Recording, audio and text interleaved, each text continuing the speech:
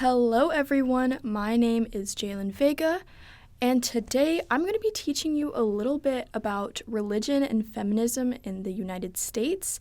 And more importantly, we're going to talk about how they intersect.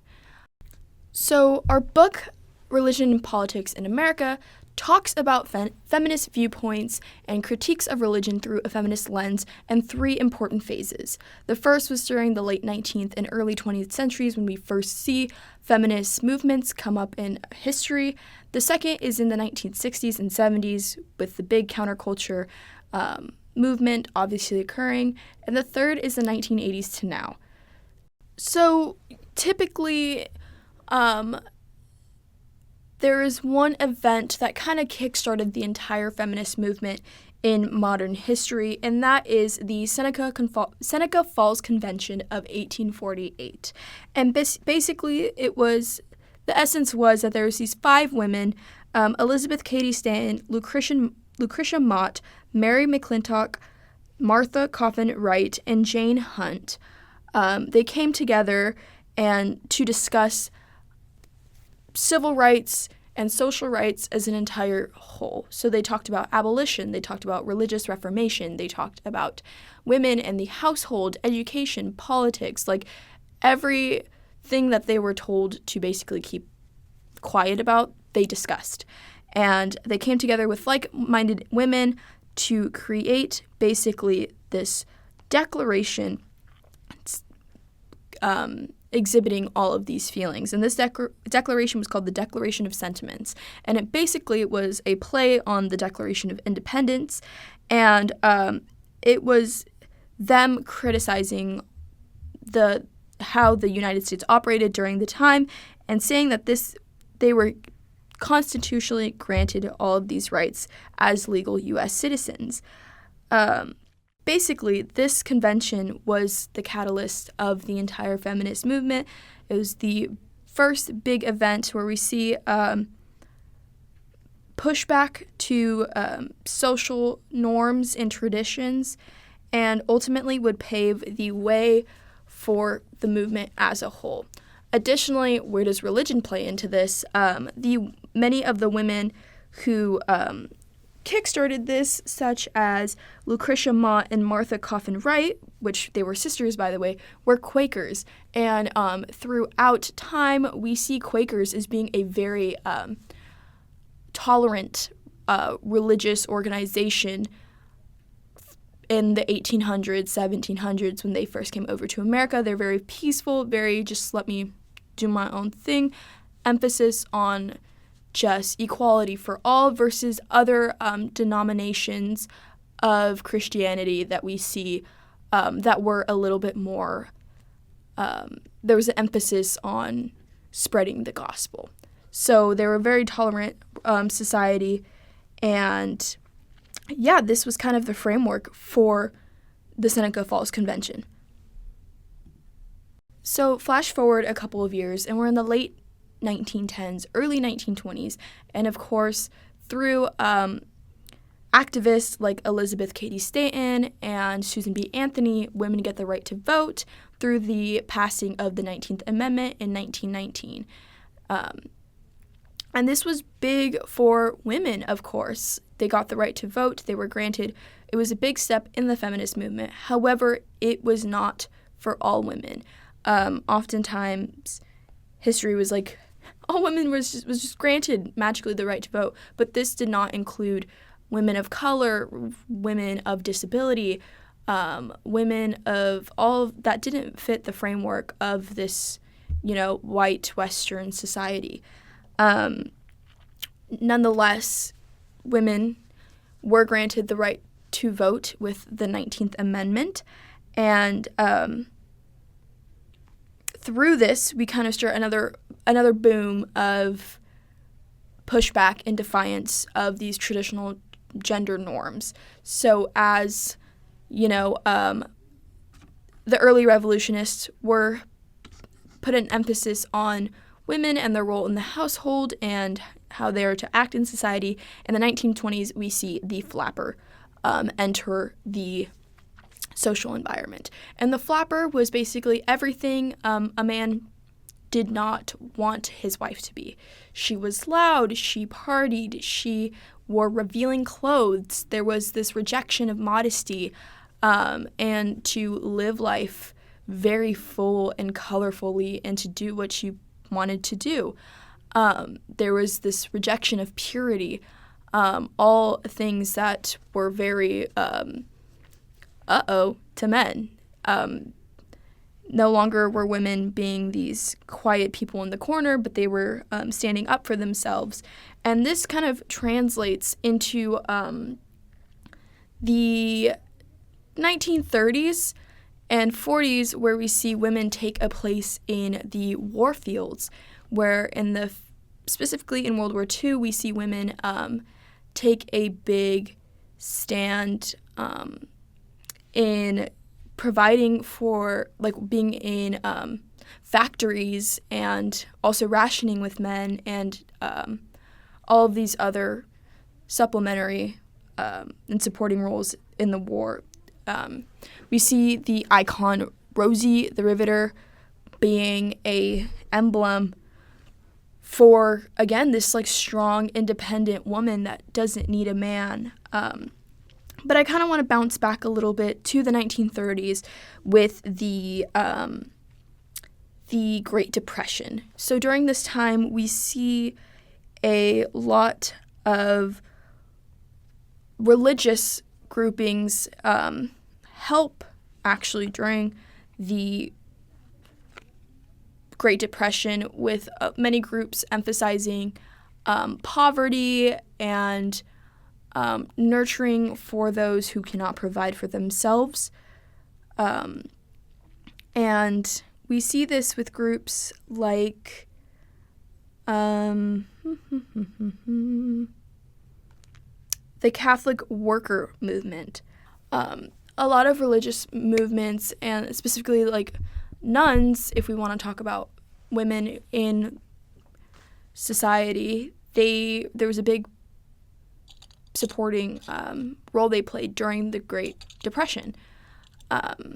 But yeah, that was kind of this first phase of feminism.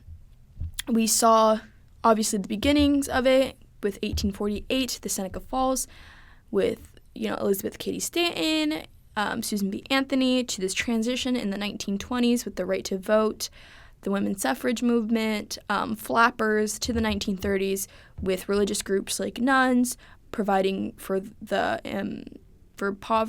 people living in poverty, and then to the 1940s where we have the role of women in World War II.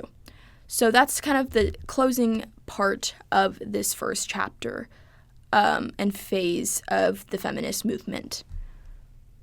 So flash forward again, we're in the 1950s. We live in a post-World War II economy. We are booming. Morale is high. The servicemen have come back to their families. We have this perfect American dream for the white Protestant man. But is that for everyone? I don't think so. Specifically not for women. In the 1950s, we saw this traditional, perfect housewife come up everywhere. We saw it in media with TV shows like I Love Lucy. We saw it in music. We saw it in books, in newspaper clippings, in advertisement.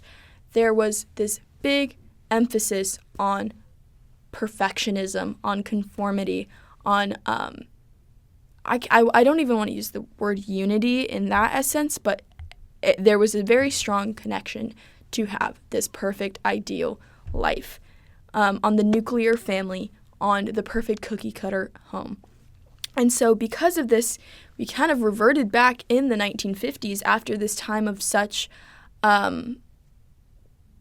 movement, of such advancements, back to traditional gender norms. And of course, this We keep this same narrative through the 1950s, and then we enter phase 2 in the 1960s that the book talks about. And in the 1960s, wow, let's talk about it. Let's debrief this. What can we pinpoint as the catalyst for the second wave? And that comes through a book titled The Feminine Mystique, released in 1963 by Betty Friedan, I believe, Friedan, if I'm saying that right. And so basically, she just critiqued everything about this perfect traditional housewife and how this is unattainable, and why are we sitting in a corner? Why are we not doing something? And women, of course, reading is a big pastime for them because they're at home all day. They're cooking, they're cleaning, They're like, oh my gosh, she's so right. Why aren't we doing something about this? And so we see, boom, this pushback in the 1960s. So the main focus of the 1960s, I believe, were two things. Of course, equal rights, but reproductive rights. And more importantly, how does religious fit into this framework? Or not religious, religion fit into this framework? Well, with reproductive rights comes with the quote-unquote challenge of God's will. So in the 1960s, we see the first major marketability and accessibility to the pill. And this was a big, controversial, hot topic. Because, again, there was this emphasis from the religious right that this went against God's will of creating life, and it gave this narrative of, quote-unquote, playing God, because you could take away life, you could prevent life, and, of course, abortion, where you could, again, quote-unquote, through the lens of the religious right, end a life. So there was a big question of morality and ethics behind the pill and contraceptives and abortion through the lens of the religious right.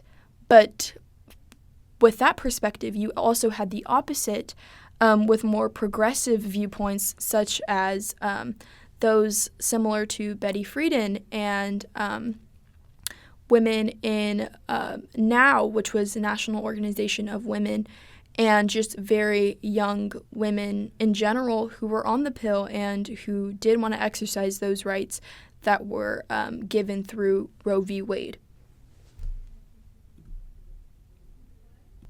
In addition to these younger individuals, exercising their sexual rights and their social rights, I mean, we see like Title IX, for example, Title X, and all of these big Supreme Court cases, for example, like Roe v. Wade and Griswold v. Connecticut. We see this. We see these same organizations like through now with the conservative side. For example, like Concerned Women for America, who rallied together for political and social conservatism through women. The most fascinating aspect of religion I see during this time is the rejection of Western ideals such as Protestantism and just Christianity as a whole, and an adoption of some other religions, such as the big widespread of like Hinduist ideas.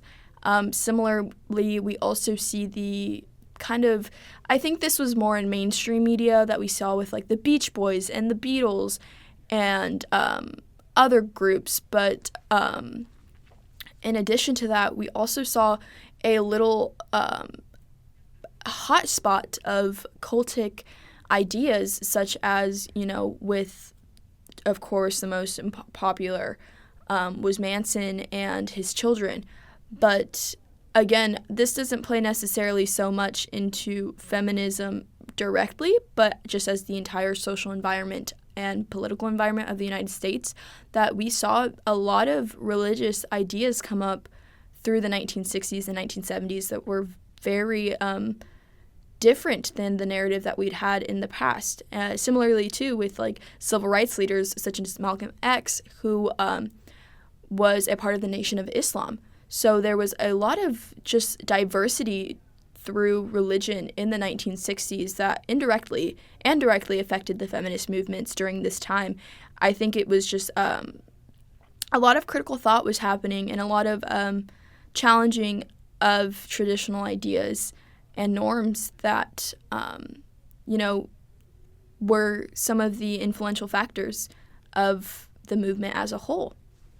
This, of course, transitions us to the 1980s during the period of Reagan and televangelism and the religious right and the moral majority, that there was a big rise of conservatism again in the 1980s. We touched on this a lot throughout the semester and the religious right movement. And again, we kind of go back to these traditional gender norms.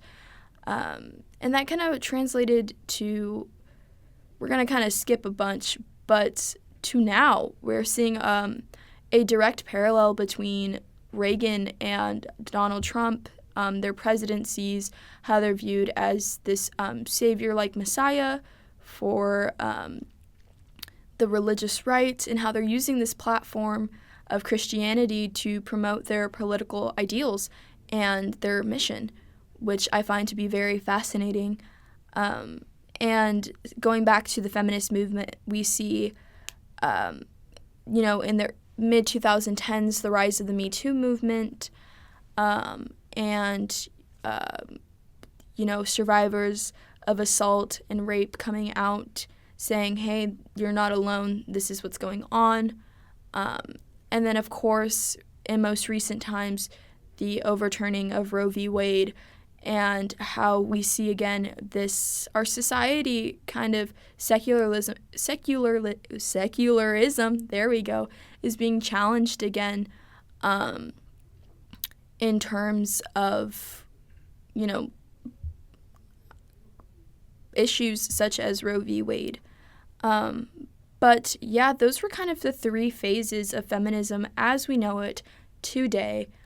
And I think that there's definitely going to be a fourth wave and a fifth wave and a sixth wave, as this is something that is ever evolving. I don't think feminism is something that's ever going to stop. I don't think there's ever going to be such a thing as complete equal rights, especially in a society that was founded on quite the opposite ideals. But yes, we kind of glanced over very fastly of the third phase, but we're also very much living through it right now. So I think if you take a minute to look around you and see how religion is playing an impact in it today, it is very, very evident in the world around us. But yeah, quick little recap. We have the first phase being Seneca Falls. We have the 19th Amendment. We have the flappers. We have the women's role through the Great Depression and religious groups with that, and women's role in the 1940s. Then we see the second phase, the 1960s and the 1970s, which is the sexual revolution. We see the pill. We see the feminine mystique. We see the religious right movement kind of start. And we see also this pushback from Western religions to more untraditional kinds. And then that brings us, of course, to the third phase, the one that starts in the 1980s and is leading us to the present, where we see the religious right movement at its peak. We see Reagan's presidency. We see televangelists use their platforms on radio and television to promote their political and social ideas. And of course, we see the Me Too movement and the overturning of Roe v. Wade, which was a political and Supreme Court oh my gosh, what is it called? Supreme Court oh gosh. A very major Supreme Court case. Let's just say that. But yeah, if you take away anything from this podcast, it is that feminism is an ever-evolving movement that truly has no beginning and has no end. And with that, I leave you to have a great day or night or morning, afternoon, evening, wherever you are.